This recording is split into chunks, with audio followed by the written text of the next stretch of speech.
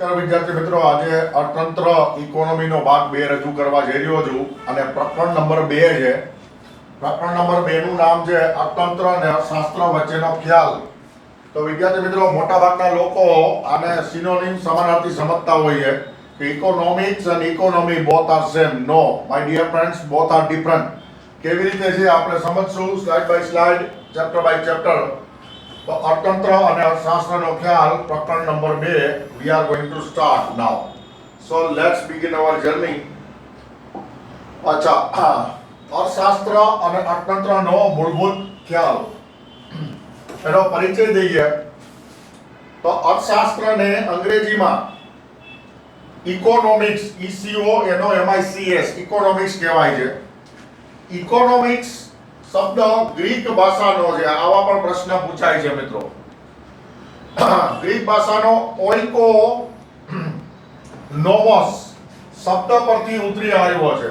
આ શબ્દ એક યાદ રાખજો, ઓઇકોનોમસ, જેમાં ઓઇકોસ એટલે ઘરની, ઘરવખરી, ઘરનો સામાન, અને નોમોસ, NOMOS, નોમોસ એટલે વ્યવસ્થાપન, વ્યવસ્થા. મતલબ ઘરવખરીની વ્યવસ્થા એવો એક સામૂહિક અર્થ થાય ઓઇકોનોમસનો, જે શબ્દ ગ્રીક શબ્દ પરથી ઇકોનોમિક શબ્દ ઉતરી આવ્યો છે.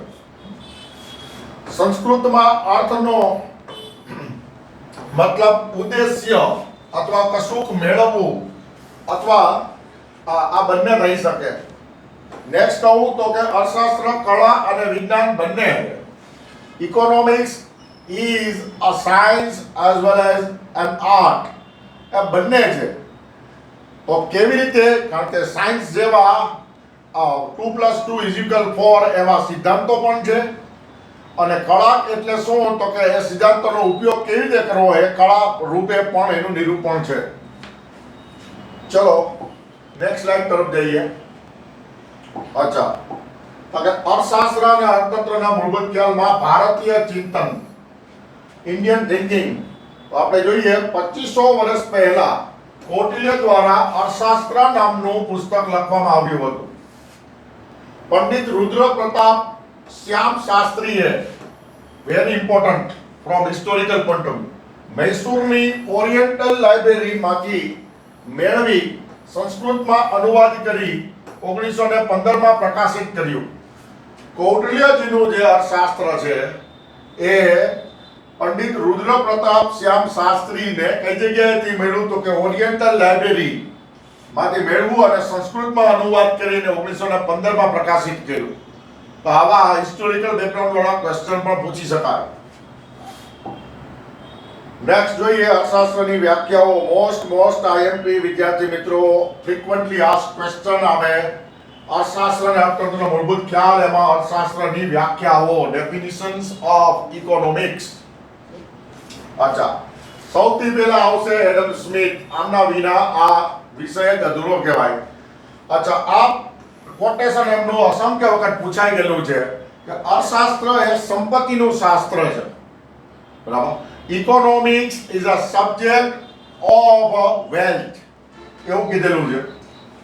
ઉત્પાદક શ્રમ દ્વારા ઉત્પન્ન થયેલા ભૌતિક સંપત્તિના ઉત્પાદન, વપરાશ અને વિનિમયનો અભ્યાસ કરતું શાસ્ત્ર એટલે અર્થશાસ્ત્ર. વસ્તુ ઉત્પાદન ક્યાંથી થશે? તો કે ઉત્પાદક પાસે.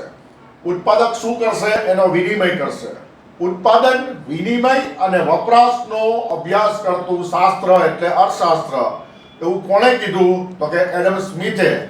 બીજું કે સંપત્તિનું શાસ્ત્ર છે એવું કોણે કીધું? તો કે એડમ સ્મિથે. એના વિશે વધુ વાત કરીએ તો કે સ્કોટલેન્ડના મૂળ વતની હતા. સ્કોટલેન્ડના એડમ સ્મિથને અર્થશાસ્ત્રના પિતા, ફાધર ઓફ ઇકોનોમિક્સ કહેવાય છે.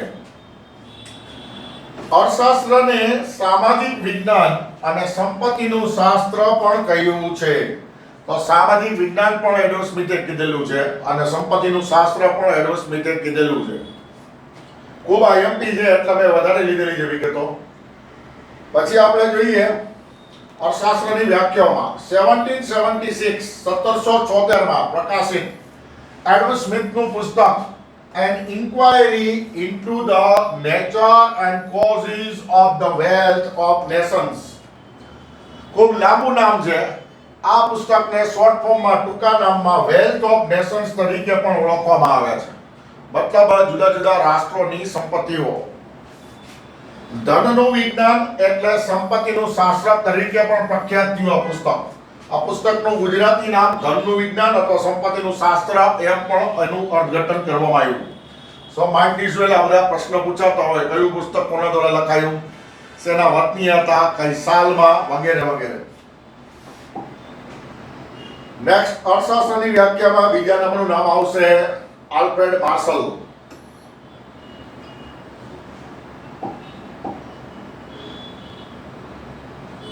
Alfred Marshall. અર્થશાસ્ત્રને કલ્યાણકારી અર્થશાસ્ત્ર મતલબ વેલફેર સાથે જોડવા વાળા જે અર્થશાસ્ત્રી હતા એ આલ્ફ્રેડ માર્શલ. બરાબર સમજો, વેલફેર પેલું સંપત્તિ, આ કલ્યાણ. એડમ સ્મિથે સંપત્તિનું શાસ્ત્ર કીધું, સામાજિક વિજ્ઞાન કીધું, જ્યારે આલ્ફ્રેડ માર્શલજી શું કહે છે, વેલફેર કલ્યાણકારી અર્થશાસ્ત્રની વ્યાખ્યા આપી. 1890માં તેમણે પુસ્તક લખેલું પ્રિન્સિપલ ઓફ ઇકોનોમિક્સ નામનું પુસ્તક લખ્યું હતું એમણે. તો આ પણ પુસ્તક અને એમના પ્રણેતા મતલબ લેખક કોણ છે એ પણ યાદ રાખજો. નેક્સ્ટ, અર્થશાસ્ત્રની વ્યાખ્યાની અંદર આવશે થર્ડ, લાયોનેલ રોબિન્સ. લાયોનેલ રોબિન્સ અછત અને પસંદગીના શાસ્ત્ર તરીકેનું વિજ્ઞાન છે એમ કીધેલું. બરાબર.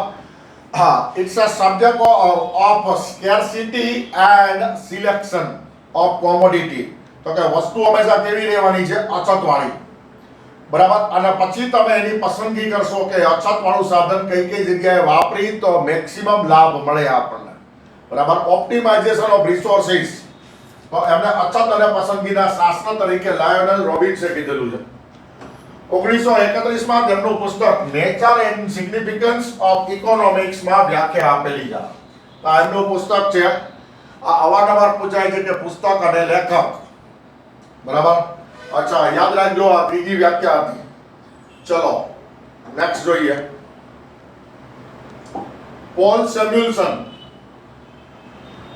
પોલ સેમ્યુએલ્સન અર્થશાસ્ત્ર સ્થિર નહીં પરંતુ ગતિશીલ છે. સ્થિર નથી પરંતુ ગતિશીલ છે, કન્ટિન્યુઅસ છે, એવું પોલ સેમ્યુએલ્સને કીધેલું. બરાબર.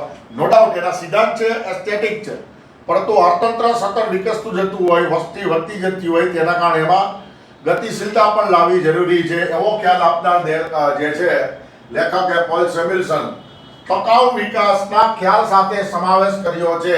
આ વાક્યને હું સ્ટાર કેટેગરીમાં મૂકું છું વિદ્યાર્થી મિત્રો. મારી દ્રષ્ટિએ ટકાઉ વિકાસ એટલે સસ્ટેનેબલ ડેવલપમેન્ટ. સસ્ટેનેબલ ડેવલપમેન્ટ અત્યારના જમાનાનો કરંટ અફેર્સનો આ હોટ ટોપિક કહી શકાય. ટકાઉ વિકાસ મતલબ એક જ પેઢી બધો રિસોર્સિસ વાપરે અને ભવિષ્યની પેઢી માટે ન રહે એવી પરિસ્થિતિ નથી જોતી. માટે સસ્ટેનેબલ ડેવલપમેન્ટ, ટકાઉ વિકાસનો ખ્યાલ કોણે આપ્યો, પોલ સેમ્યુએલ્સને. યાદ રાખવા જેવી વસ્તુ છે મારી દ્રષ્ટિએ, આઈએમપી છે. ચલો હવે આવે છે મહત્વપૂર્ણ જે લોકોના મગજમાં મીથ એટલે ખોટી બાબત રહેલી હોય. અર્થશાસ્ત્ર અને અર્થતંત્રનો તફાવત આપણે જોઈએ. શોર્ટ એન્ડ સિમ્પલ હું તમને કહું. અર્થશાસ્ત્ર એટલે કાચા શાકભાજી, બરાબર, અને કાચા મરી મસાલા, બરાબર, કે જે માત્ર કાચો માલ સામાન પૂરો પાડે. શાકભાજી, મરી મસાલા અને બળતણ દ્વારા તૈયાર શાક બનાવી અને પછી લોકોનો સ્વાદ વિશેનો પ્રતિભાવ કેવો રહે એને અર્થતંત્ર કહેશું. શોર્ટ એન્ડ સ્વીટ વાત કરું તો અર્થશાસ્ત્રની અંદર કેન્દ્ર સરકાર, રાજ્ય સરકાર દ્વારા ઘડાયેલી નીતિઓ, પુસ્તકમાં રહેલા સિદ્ધાંતો વગેરે હોય. અચ્છા, હવે એ નીતિનો અમલ કર્યા પછી જે પરિસ્થિતિ ઊભી થાય એ અર્થતંત્ર કહેવાય. બરાબર સમજો. સિદ્ધાંતો ક્યાં? પુસ્તકમાં. હકીકત ક્યાં? તો કે જીવનમાં. આટલો ડિફરન્સ છે. પુસ્તકમાં રહેલા સિદ્ધાંતો ધેટ ઇઝ કોલ્ડ અર્થશાસ્ત્ર, ઇકોનોમિક્સ. એ સિદ્ધાંતોનો ઉપયોગ કર્યા પછી જે પરિસ્થિતિનું નિર્માણ થાય એને અર્થતંત્ર કહેવાય. સિમ્પલ એક વસ્તુ સમજાવું. ચલો, કોઈ એક વસ્તુનો ભાવ સતત વધતો જતો હોય તો અર્થશાસ્ત્ર એમ કહે છે કે સરકારે જાહેર ખરીદની નીતિ અપનાવી હોય. સરકારે જાહેર ખરીદની નીતિ અપનાવી તો શું એ વધેલા ભાવ ઘટ્યા ખરા કે નહીં એ બાબતનો તપાસ અર્થતંત્ર કરશે. તો ચલો અહીંયા તફાવત જોઈએ. અર્થશાસ્ત્રમાં સિદ્ધાંતો અને સમસ્યાઓનું વર્ણન હોય છે ખાલી કે આવી બેકારી, ફુગાવો, બરાબર, પછી મોંઘવારીને ફુગાવો બે અલગ છે. મોંઘવારી, ફુગાવો, બરાબર, તો આવી બધી સમસ્યાનું વર્ણન હોય. આર્થિક સિદ્ધાંતો, બજારના સિદ્ધાંતો જેવા કે ગરીબી, બેકારી, ફુગાવો વગેરેનું વર્ણન હોય. જ્યારે અર્થવ્યવસ્થા એટલે ઇકોનોમી, ECONOMY ની વાત કરું છું. ઇકોનોમી આપણા સબ્જેક્ટમાં મોટાભાગનો પોર્શન યાદ આવશે. આ ચેપ્ટર પૂરતું જ અર્થશાસ્ત્રનો ઉલ્લેખ કરું છું, બાકી 98% ઇકોનોમી જ આવશે. અર્થવ્યવસ્થામાં ઉપરોક્ત સિદ્ધાંતો અપનાવ્યા બાદની વાસ્તવિક પરિસ્થિતિનું વર્ણન હોય છે. બરાબર. અચ્છા, એક સમસ્યા સ્ટુડન્ટને કે ભાઈ ગણિત નથી આવડતું, તો એ સમસ્યા શેની કહેવાશે? અર્થશાસ્ત્રની. અચ્છા, હવે કોચિંગ રખાયું, પર્સનલ કોચિંગ, અને પછી ટેસ્ટ લીધી, બરાબર, તો સારા માર્ક આવ્યા, તો આપણી ભાષામાં એને શું કહેવાશે? અર્થતંત્ર કહેવાશે. સમસ્યા અર્થશાસ્ત્ર, પછી પ્રક્રિયા અને ઉકેલ એ અર્થતંત્ર. બરાબર. તો આ શાસ્ત્ર અને તંત્રમાં આટલો ફરક. અચ્છા, અર્થવ્યવસ્થા એ અર્થશાસ્ત્રનો વ્યવહારિક ઉપયોગ છે. અર્થશાસ્ત્ર મેં તમને શું કીધું? દાખલા તરીકે રામાયણમાં એમ કીધું કે સત્ય બોલવું, એ અર્થશાસ્ત્ર. હકીકતમાં આપણે એનો ઉપયોગ કર્યો, બધે સાચું બોલ્યા, પછી શું થાય એ ખબર પડે. કારણ કે આ જમાનાની અંદર શું છે, તો કે આ જમાનાની અંદર નંબર વિનાની નોટ, સાલ વિનાના સિક્કા છે. સાચું બોલ્યા એટલે ભરાણા. ચલો, હવે અર્થશાસ્ત્રનું મુખ્ય વર્ગીકરણ જોઈએ આપણે. તો કે અર્થશાસ્ત્ર એકમલક્ષી હોય. એકમલક્ષીને આપણે માઇક્રો ઇકોનોમિક્સ કહીએ. માઇક્રો મતલબ કોઈ એક એકમનો અભ્યાસ કરતું. અને સમગ્ર લક્ષી અર્થશાસ્ત્ર એટલે મેક્રો, MSCRO. બરાબર. પછી આવે સકારાત્મક અર્થશાસ્ત્ર અને પછી આવે સામાન્ય અર્થશાસ્ત્ર. તો સકારાત્મકને પોઝિટિવ કહેવાય, POSITIV, પોઝિટિવ અર્થશાસ્ત્ર. અને સામાન્ય અર્થશાસ્ત્રને નોર્મેટિવ કહેવાય. શું કહેવાય? NORMATIV, normative economics. બરાબર. તો આ મુખ્ય બે છે. હવે આપણે એનો તફાવત જોઈએ. તો સૌથી પહેલા આપણે જોઈએ એકમલક્ષી અર્થશાસ્ત્ર. કોઈ એક ઉદ્યોગ કે વ્યક્તિનો અભ્યાસ. વ્યક્તિ એટલે મતલબ ધંધાદારી વ્યક્તિ કે પેઢીનો. સે ફોર એક્ઝામ્પલ, કોઈ એક ઉદ્યોગ એટલે ઇન્ડસ્ટ્રીની વાત કરીએ આપણે, તો અત્યારે ચોમાસું છે અને એનો અભ્યાસ કરીએ આપણે. આખી સિમેન્ટ ઇન્ડસ્ટ્રીનો અભ્યાસ કરી તો કે ચોમાસામાં બાંધકામ ઠપ હોય, સિમેન્ટની માંગ ઓછી હોય, તો ચોમાસામાં રોગચાળાને કારણે ફાર્માસ્યુટિકલ સેક્ટર જે છે ઉદ્યોગ, બરાબર, એની માંગ વધુ હોય, દવાની જરૂરિયાત વધારે પડતી હોય. તો આ બધા આ શું કહેવાય? આ એકમલક્ષી અથવા ઇન્ડસ્ટ્રી અથવા ઇન્ડસ્ટ્રીના એક યુનિટને લઈને આપણે કોઈ એક અભ્યાસ કરીએ. અચ્છા, તો સામે રાષ્ટ્રને જ એક એકમ ગણવામાં આવે છે. રાષ્ટ્રીય આવક, ગરીબી, બેકારી વગેરેનો અભ્યાસ સમગ્રલક્ષી અર્થશાસ્ત્રમાં થાય. અને 12th કોમર્સની અંદર જે ચેપ્ટર આવે છે શું છે? સમગ્રલક્ષી અર્થશાસ્ત્ર છે. કિંમત નિર્ધારણ સાથે સંબંધ છે.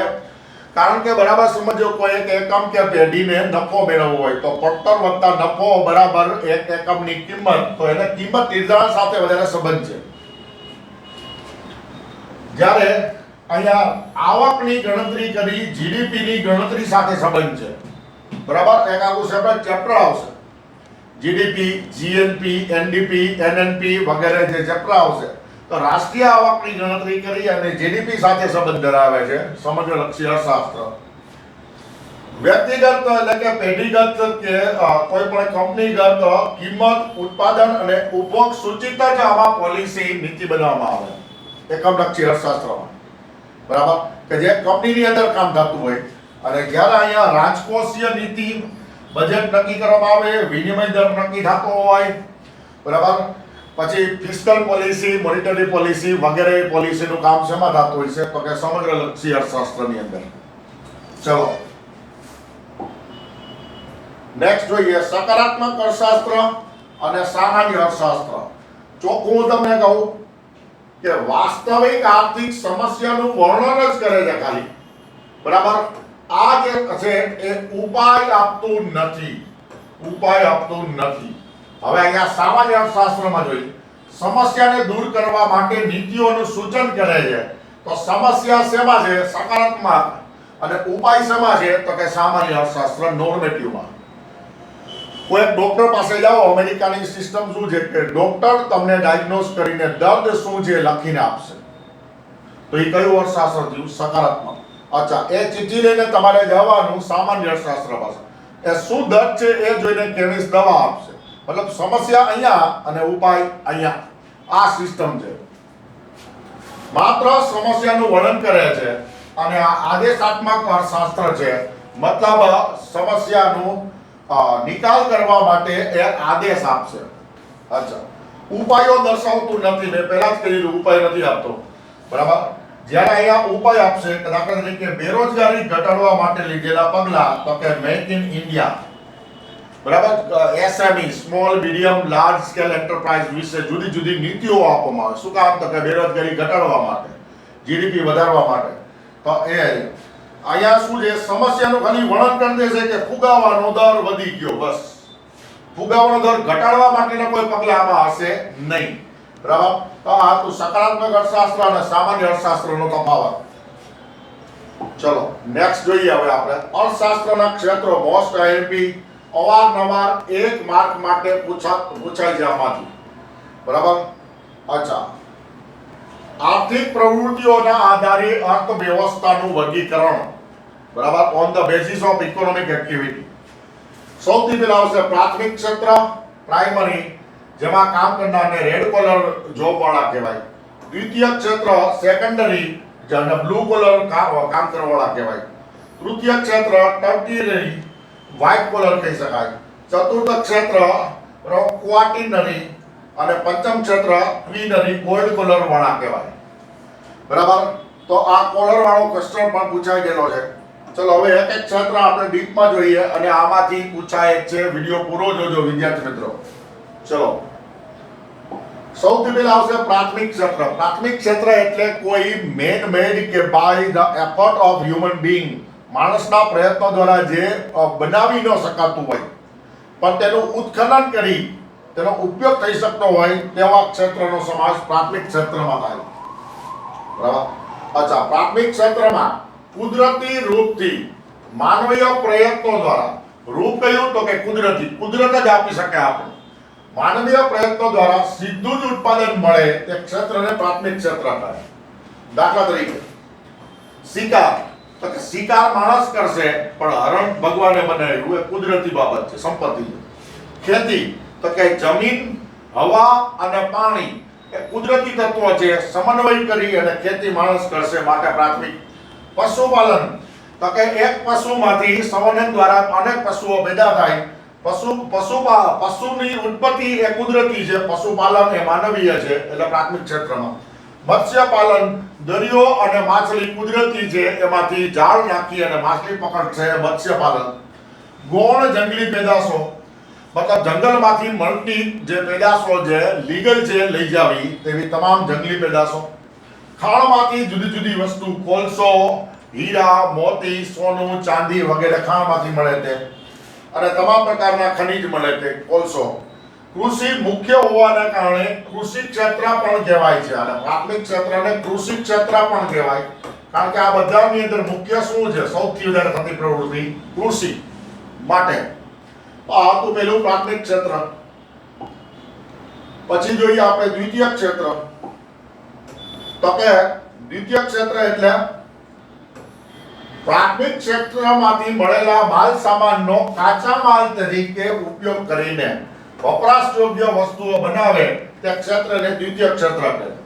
જંગલમાં ઝાડ ઊભું છે, બરાબર, એ પ્રાથમિક ક્ષેત્રમાં આવે, બરાબર. ઝાડને કાપે અને પછી લઈ જાય અને ફેક્ટરીમાં એ ઝાડના થડનો વ્યવસ્થિત ઉપયોગ કરી અને ખુરશી બનાવે, તો એ ખુરશી બનાવવાના ઉદ્યોગને દ્વિતીય ક્ષેત્ર કહેવાય. અચ્છા, ખાણમાંથી લોખંડ મળે, બરાબર, તે પ્રાથમિક ક્ષેત્ર છે, બરાબર, પરંતુ તે લોખંડમાંથી વાહનો કે મશીનો બનાવે તે દ્વિતીય ક્ષેત્ર છે. આ એક્ઝામ્પલ કાપી છે મિત્રો તમને સમજવા માટે, બરાબર. આવા એક્ઝામ્પલ તમે પણ તમારી જાતે બનાવી શકો. ચલો, તૃતીય ક્ષેત્ર, હા, કિંમત દ્વારા સેવાઓ આપી અથવા સેવાઓ લેવામાં આવે તેને સેવા ક્ષેત્ર અને સેવા ક્ષેત્ર પણ કહેવાય, બરાબર. તો બરાબર સમજો. હાલમાં જો આપણે ગણીએ ભારતની જીડીપીમાં કે ભારતના અર્થતંત્રમાં મોર ધેન 50% સર્વિસ સેક્ટર છે. ટુ બી પ્રિસાઇઝ 55 to 58% ની વચમાં સેવા ક્ષેત્રનો ફાળો છે. માટે સૌથી વધારે ફાળો અત્યારે સેવાનો છે. That's why this becomes IMP. કિંમત દ્વારા સેવાઓ આપ્યો કે સેવા લેવામાં આવે તેને તૃતીય ક્ષેત્ર કહેવામાં આવે છે. દાખલા તરીકે શિક્ષણ, આરોગ્ય, banking, tourism, courier, hotel, storage, brokerage વગેરે. આ તમામ સેવાઓ છે. તૃતીય ક્ષેત્ર જે સેવા ક્ષેત્ર છે એનું મહત્વ શું છે બરાબર સમજો. જે સમય ઉત્પાદન થતું હોય તે જ સમયે તેનો વપરાશ થાય. દાખલા તરીકે હું અત્યારે ઇન્ટરનેટ દ્વારા ઓનલાઈન કોચિંગ આપી રહ્યો છું હું તમને, તો તમે ડિફોલ્ટ લાઈવ એટલે પછી પણ તમે જોઈ શકશો. પણ દાખલા તરીકે તમે કોઈ પણ લાઈવ શિક્ષણ લેવા આવો તમે, તો હું જ્યારે મારા શિક્ષણનું પ્રોડક્શન કરતો હોય ત્યારે જ તમે કન્ઝમ્પશન કરતા હોય. તો સેવાનું મહત્વપૂર્ણ કેરેક્ટરિસ્ટિક શું છે કે production and consumption both go simultaneously and continuously at the same time. બરાબર. સેવા ક્ષેત્રનો આ ખૂબ મહત્વપૂર્ણ બાબત છે. and which cannot be stored. હા, હું અત્યારે વિડિયોના માધ્યમથી, કેમેરાના માધ્યમથી હું સ્ટોર કરી પછી તમને આપી શકું, પણ ઓનલાઈન જે છે that can be stored, sorry offline. ચલો, પછી આવશે ચતુર્થ ક્ષેત્ર, બરાબર. ચોથા નંબરનું ક્ષેત્ર બૌદ્ધિક, હાઈલી ઇન્ટેલેક્ચ્યુઅલ, બૌદ્ધિક કે જ્ઞાન આધારિત પ્રવૃત્તિઓનો સમાવેશ આ ક્ષેત્રમાં થાય છે.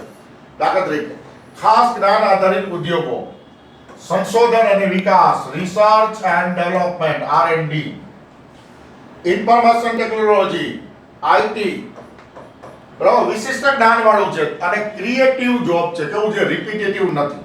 દરેક ક્લાયન્ટ તમારી પાસે અલગ અલગ સોફ્ટવેર માંગશે તો તમારે કોડિંગ ડીકોડિંગ કરી અને દરેક વખતે નવી બુદ્ધિ વાપરવી પડશે. બૌદ્ધિક વિકાસ કરીને પ્રોડક્શન કરવું પડશે, બરાબર.